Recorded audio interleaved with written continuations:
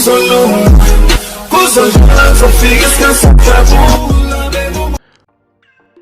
Wala bafithu, shapo kunjani? Ngithembe ukuthi the grand, ngithembe ukuthi niyaphila. Makuthi ke usanda kujoina kwi-channel, please ngicela wenze nje okulungile, ulike i-video, usubscribe kwi-channel bafithu.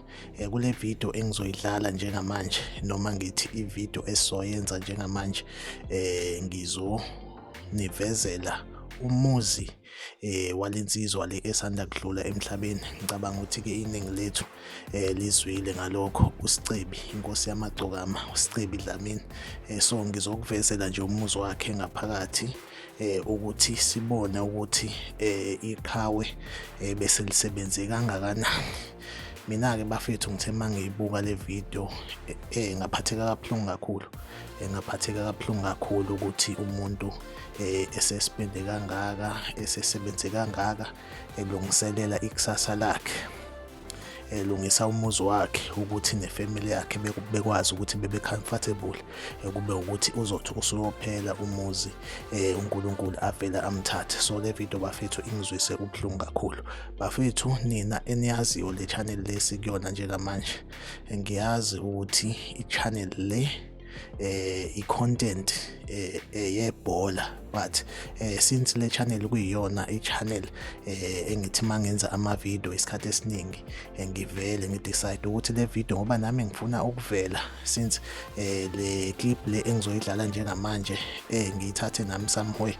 So kubalulekile ukuthi uma uthathe i-clip somewhere bese nawe uyavela evidweni. Ngithe ngoba nginesifiso sokuthi ngizoyiveza le video la ku YouTube, since ngazi ukuthi akusibona bonke abantu othola ukuthi bathanda noma bajwayele uFacebook kakhulu. Ngiyazi ukuthi kunabantu abangawujwayele uFacebook okanye abangawusebenzisi, mhlambe abagcina ngokuthi besebenzise uYouTube. So le video le ngiyenzele labo bantu labo abangekho kuFacebook, since le video le iku-Facebook.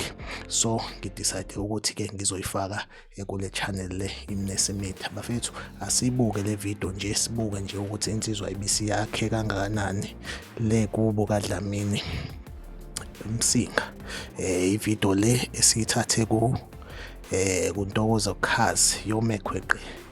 Kumele siyibonge le yansizwa, iyona engicabanga ukuthi njengamanje iyikhanda lokuthi yenze izinto zenzeke, njengoba sazi ukuthi uSicebi Dlamini South Africa icabanga ukuthi umuzi wakhe iuqedele, since bese kusele kancane.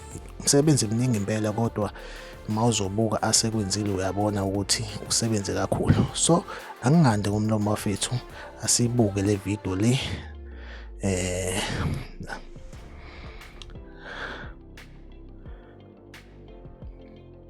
Uyabona impela bese kusebenziwe.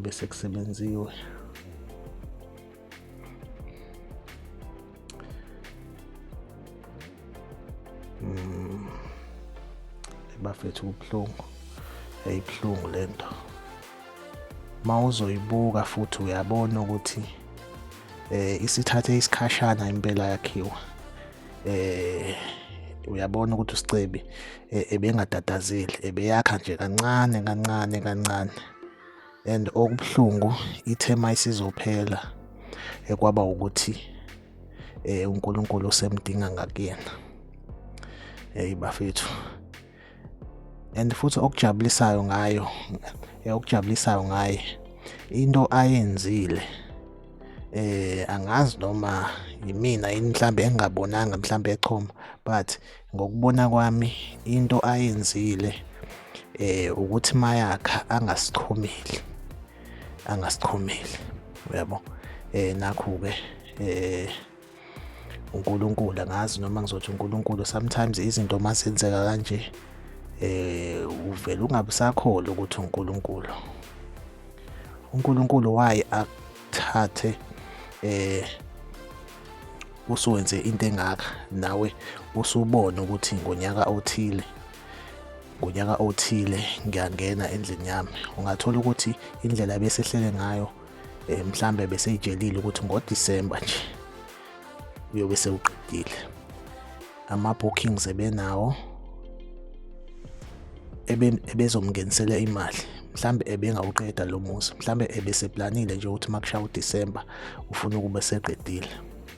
Kodwa-ke uNkulunkulu angimazi wenzani sometimes. Bafethu lensizwa ibisiyakhile, hayi kancane, ibiseyakhile ngempela.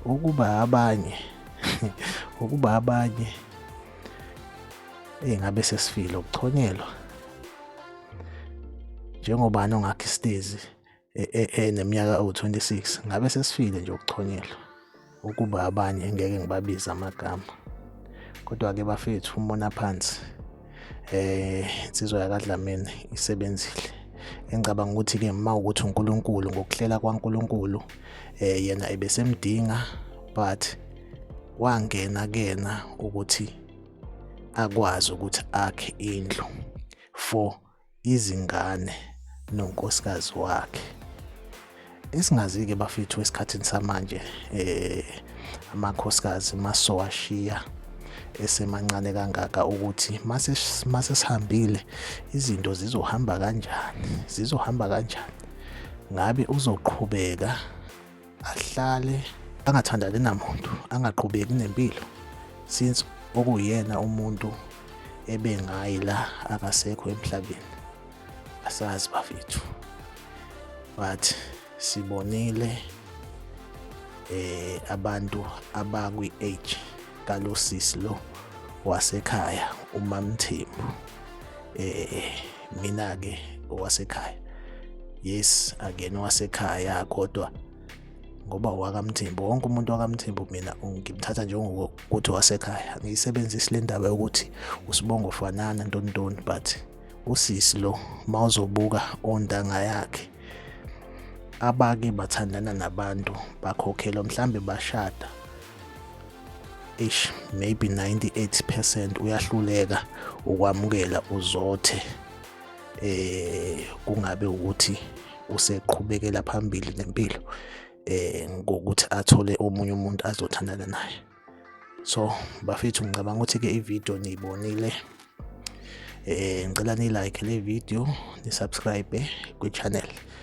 Bafethu mhlambe ividiyo yami uzoyibona engathi i-energy ayikho. Uyabona ividiyo mawuyenza ebusuku, yabo njengamanje u-25 to 8, so yayi ingenzeki kahle ividiyo since sekukhona abantu omakhelwane, uyabona, emqashweni, amaroom. So ividiyo iyaye ingenzeki ngendlela osofuna ngathini, ngendlela osuke ufuna ukukhuluma ngayo kuyaye ingayenzeki. Uyabona, thina asibona abantu yabo abanevavavoom. So le video mhlambe uzoyibona engathi ngine-slow down. Nami indlela engikhuluma ngayo nje right now kusebusuku, ngiyahleba, ngikhulumela phansi. Bafethu make sure ukuthi uyayilike ividiyo, uyasubscribe kwi-channel. Okwamanje ngivumele ngithi bye bye.